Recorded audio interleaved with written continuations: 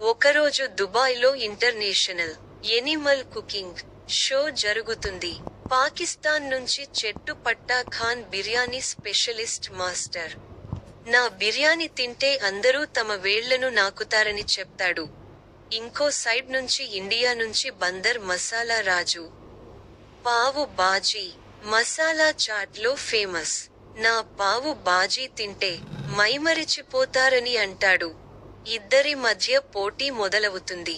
చెట్టు పటాకాను బిర్యానీ తయారు చేయగా వాసన హాలంతో గుమయిస్తుంది. మసాలా రాజు తయారు చేసిన చాట్ తిని అందరూ మైమర్చిపోతారు. జడ్జిలు ఇద్దరి చేసిన వంటలు తిన్న తర్వాత ఎవరు గెలిచారు అని చెప్పలేకపోతారు. ఇప్పుడు మీ వంతు.